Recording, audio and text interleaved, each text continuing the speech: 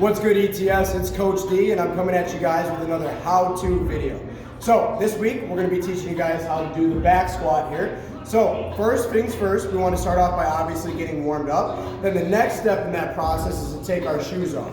And the reason why we take our shoes off at ETS is because we feel it has a better base and a better connection to the ground. A lot of shoes and trainers nowadays have very high heel lifts that put us in a forward rotated position or an anterior pelvic tilt. And we want to really sit back on those hips. So we'll talk about that later in another video, but let's get to the squat. So first we want to start off by making sure that the bar is a nice and even height that we can get underneath and lift the bar off the rack.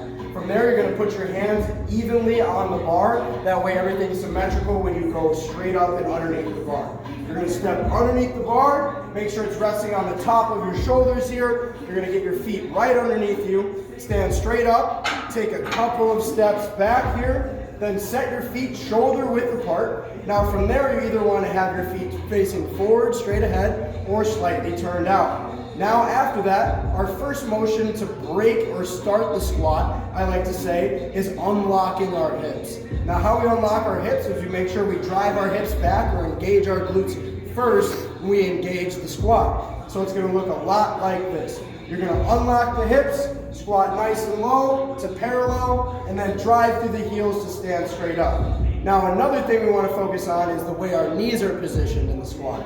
So we want to make sure that our knees aren't caving in. So how we do that is when we squat back, we unlock our hips, drive those knees out, sit straight down to parallel, drive through the heels, stand straight up. Another thing we want to focus on is what our chest is doing. We don't want our chest to drop down facing the ground. So I like to say to look straight ahead, keep your eyes on the wall ahead of you, and keep your shoulders pulled back. Unlock your hips, shoulders pulled back, drive the knees out, then go to parallel, then blast up, pushing through your heels explosively.